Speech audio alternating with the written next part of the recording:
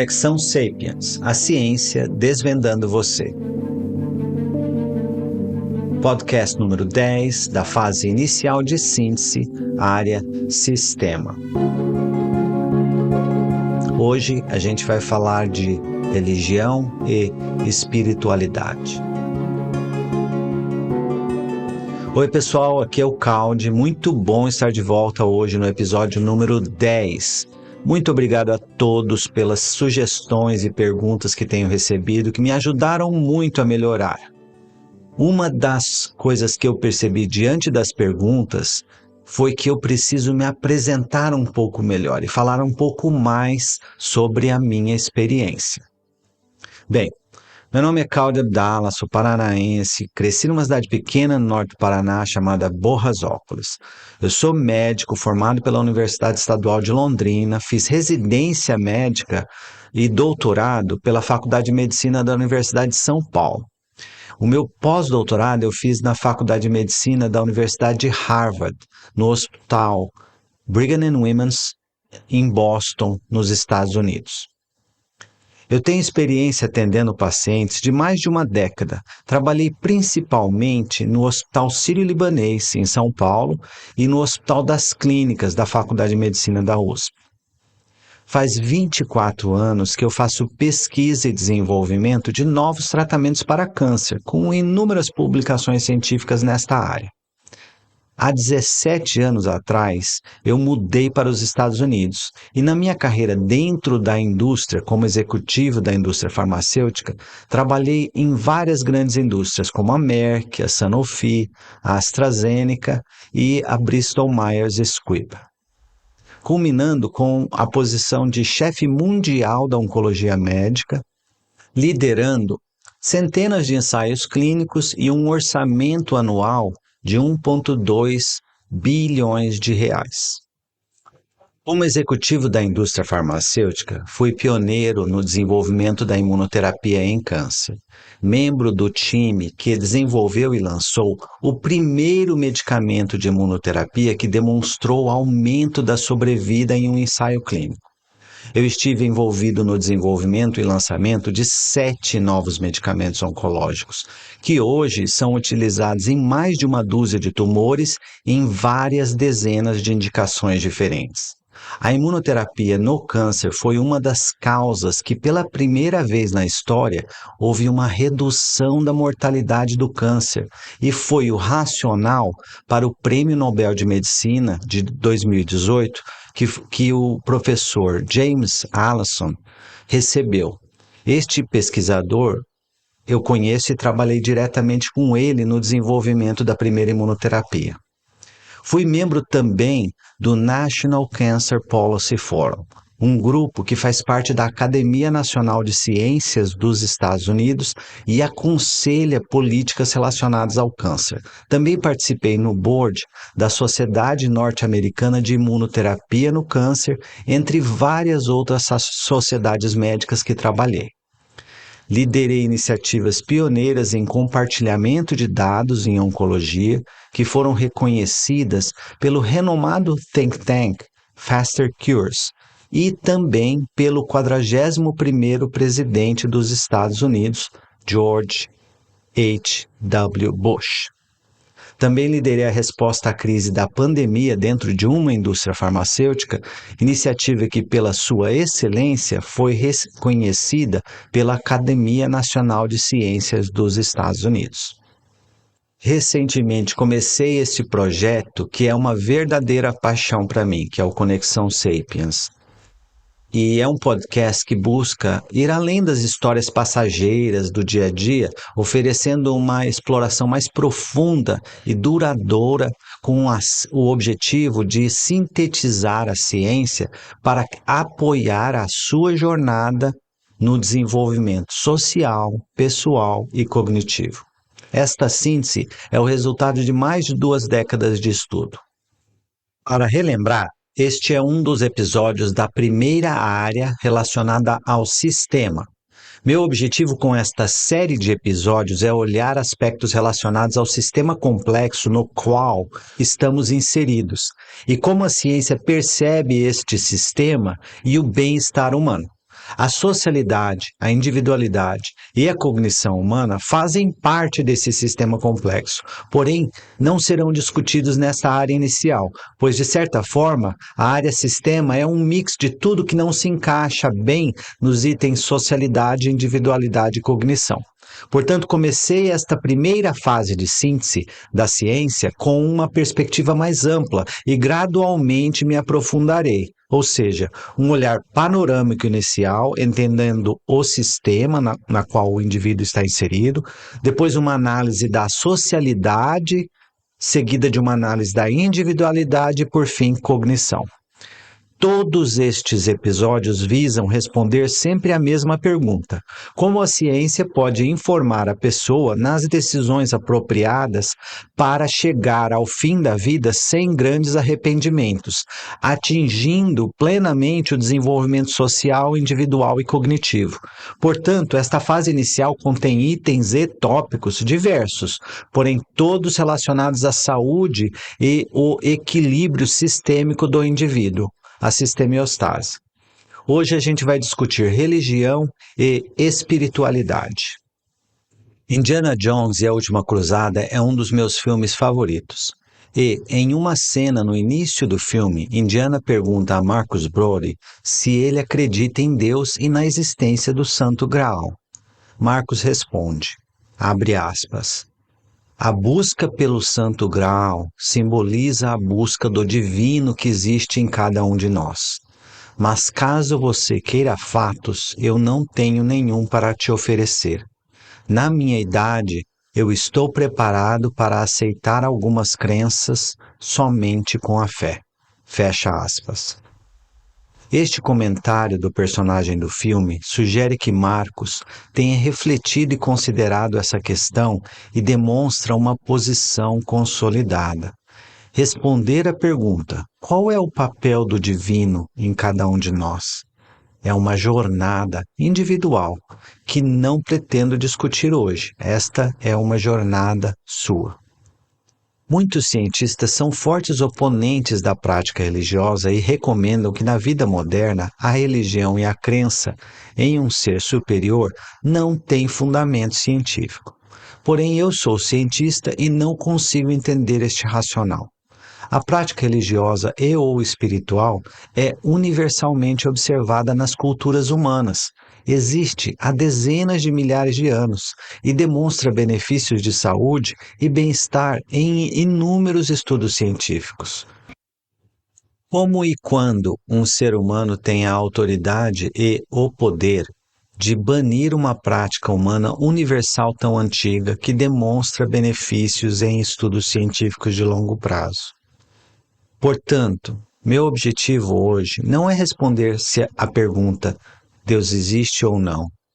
A discussão de hoje não tem nenhuma relação com a existência de Deus ou não, ou a necessidade de se propor políticas contra ou a favor de práticas religiosas. Meu objetivo hoje é diferente. Revendo a ciência, buscarei responder as seguintes perguntas. Primeiro, há benefício individual a longo prazo de uma prática religiosa e ou espiritual? A segunda pergunta, a prática religiosa e ou espiritual é sempre necessária para se atingir uma vida plena? Uma vez que estas perguntas estejam respondidas, deixo a seu critério como utilizar estas informações nas decisões relacionadas à sua própria vida. Meu objetivo não é propor ou questionar a crença religiosa de ninguém. Pelo contrário, espero que todos entendam que eu tenho um profundo respeito por qualquer prática religiosa.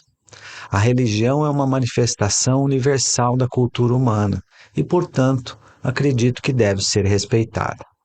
Também acredito que a religião é frequentemente usada como um instrumento de opressão e controle, principalmente das mulheres. Portanto, a minha posição também requer uma avaliação moral do impacto social de cada ato religioso. A religião não deve receber uma carta branca para agir e não responder às questões morais e éticas. A prática religiosa deve se adaptar às normas éticas e morais vigentes na sociedade, e não o contrário. Eu acredito que a sociedade de hoje deve exigir e esperar que qualquer ato siga os mesmos padrões de ética e moralidade, mesmo no contexto de uma prática religiosa. Todas as pessoas devem ser respeitadas e a diversidade deve ser aplaudida.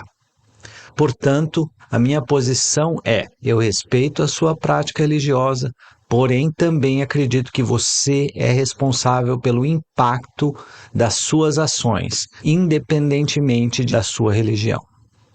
Meu objetivo hoje não será revisar os diferentes tipos de religião e ou a evolução da religião humana.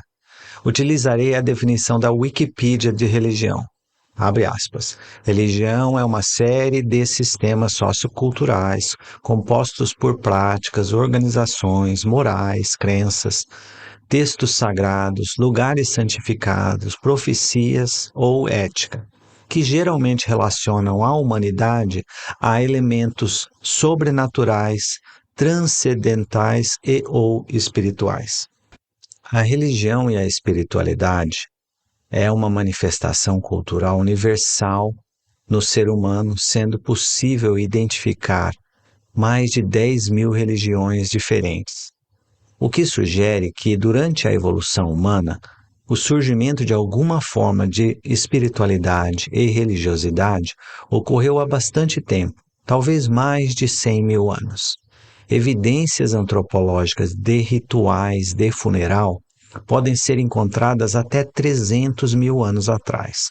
Portanto, podemos concluir que a religião e a espiritualidade são manifestações culturais que estão enraizadas na nossa evolução há um longo tempo. Na sociedade humana pré-agricultura, com 50 a 150 pessoas, a prática religiosa serviu várias funções culturais, aprofundando a socialidade humana em rituais e crenças comuns entre o bando. Reduziu a ansiedade diante do desconhecido, proveu uma estrutura de moral e comportamento ético, facilitou a transmissão de cultura de uma geração para outra, entre outras funções culturais. Considerando como a religião é um fenômeno universal, é possível concluir que esta tenha tido uma função significativa no processo de evolução humana. Porém, com o crescimento do número de pessoas e o surgimento das grandes cidades, houve também o surgimento das grandes religiões e da conexão entre a estrutura de poder e a utilização da religião como instrumento de controle. Não conversarei a respeito de nada relacionado a estes fenômenos, pois todos eles ocorreram após a invenção da agricultura. Meu objetivo é entender qual é o papel da espiritualidade no indivíduo, baseado em como esta moldou a evolução humana. Portanto, estou assumindo que 10.000 anos é um tempo muito curto para modificar o design humano de uma forma significativa. A prática religiosa é uma construção cognitiva e social com múltiplas facetas, sendo influenciada por aspectos culturais, individuais, sociais e genéticos. A genética tem uma influência leve a moderada no grau de religiosidade de um indivíduo. Este componente genético é complexo e envolve múltiplos diferentes genes, com uma interação importante com fatores sociais, culturais e individuais.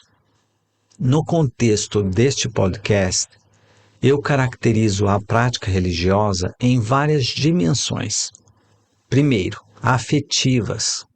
Eu me sinto espiritualmente bem, conectado com o divino.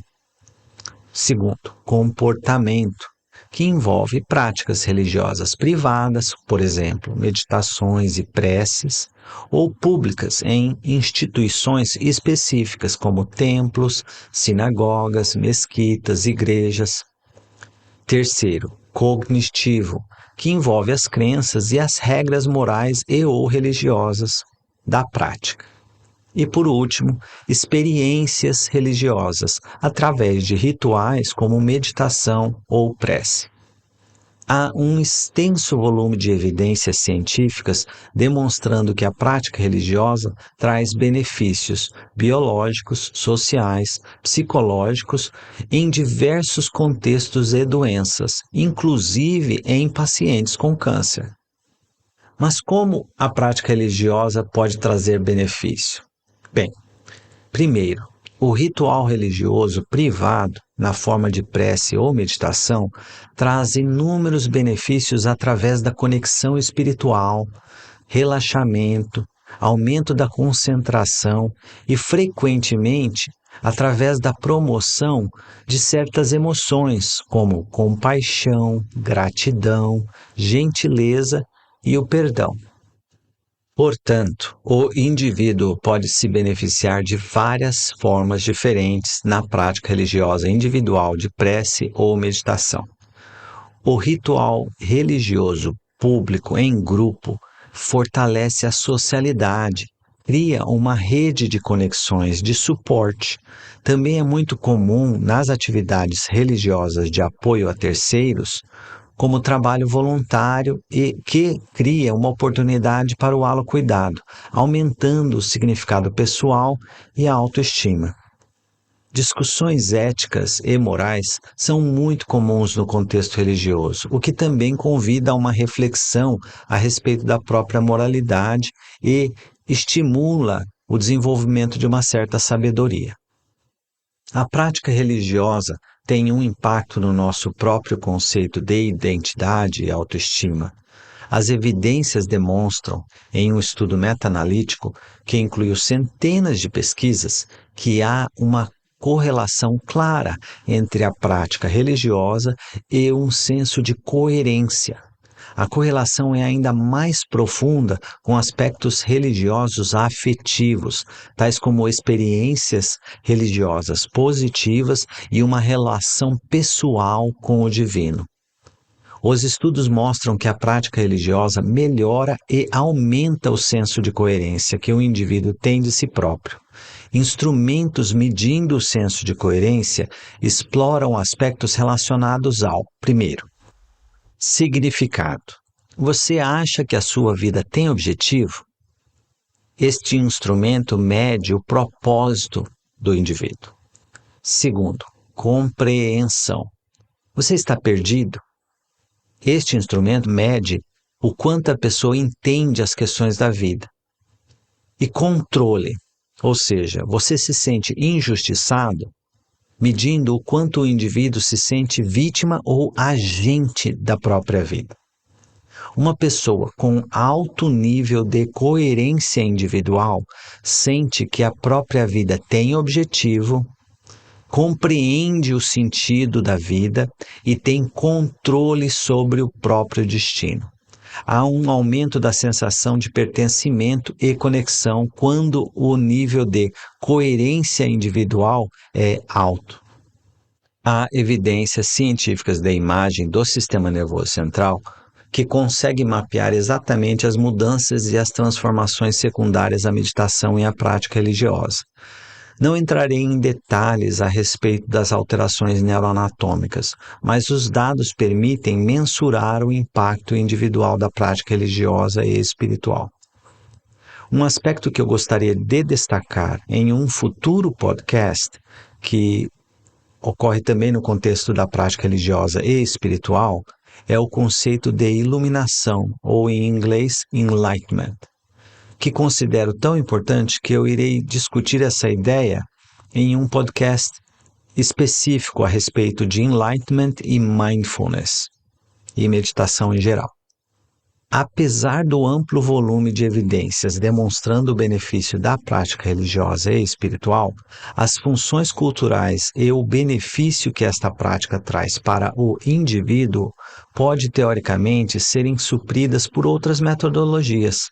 Uma pessoa com um profundo e sofisticado relacionamento com o próprio corpo, uma cognição social, geral, moral e emocional bem desenvolvidas, relações sociais profundas e íntimas, envolvida em atividades que criem propósito, por exemplo, trabalho voluntário ou trabalho que envolva o cuidado das pessoas, podem atingir o mesmo nível de benefício sem nenhuma prática religiosa.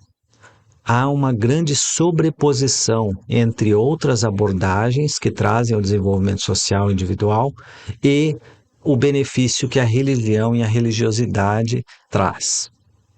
Olhando os resultados das pesquisas, há uma melhora leve a moderada que é resultado da prática religiosa e ou espiritual, o que demonstra que muitos dos indivíduos que não tiveram uma prática também estavam no mesmo patamar de benefício. Isto demonstra que há uma sobreposição significativa entre as duas curvas de distribuição dos resultados. A curva da população que sofreu a intervenção, ou seja, que pratica uma religião ou um tipo de espiritualidade, e o grupo controle, que não pratica nenhuma forma de religião ou espiritualidade. Considerando esta sobreposição grande, isto sugere que muitos dos indivíduos que não praticam nenhuma forma de religião ou espiritualidade estão no mesmo nível de bem-estar que o grupo que pratica. Portanto, eu diria que a religiosidade e a espiritualidade é benéfica, porém não é a única abordagem e outras metodologias podem ter uma eficácia similar ou até melhor. Também gostaria de destacar que os dados científicos se referem a populações. Qual o impacto da prática em cada indivíduo pode variar bastante, e apesar de um efeito populacional positivo, individualmente o efeito pode ser positivo, neutro ou negativo. Também vale considerar que a importância da prática religiosa e espiritual pode variar no decorrer da vida. Você pode achar que essa prática é fundamental em um momento da sua vida e não em outro. Portanto, revendo a ciência de hoje, a resposta para as perguntas: há benefício individual a longo prazo de uma prática religiosa e ou espiritual? A resposta é sim. Há evidências científicas suficientes para demonstrar que, para uma parcela significativa das pessoas, a prática religiosa e ou espiritual pode aumentar o senso de coerência, melhorar a qualidade da socialidade, diminuindo o risco de isolamento social e depressão. Também pode ser benéfica em pacientes com diversas doenças, inclusive câncer. A segunda pergunta: a prática religiosa e ou espiritual é necessária para uma vida plena? A resposta é não. A prática religiosa e ou espiritual não é absolutamente necessária para todas as pessoas, principalmente em indivíduos com socialidade e individualidade bem desenvolvidas. Porém, muitos podem se beneficiar significativamente. Portanto, acredito que, em uma parcela significativa da população, a religião e a espiritualidade serão fundamentais para uma vida plena. Para o restante da população, pode ser algo irrelevante ou de importância marginal. A resposta à pergunta de qual o papel que a espiritualidade e a religião terão na sua vida é uma resposta individual a uma pergunta fundamental, que deve fazer parte da sua jornada. Você deve responder essa pergunta com certeza.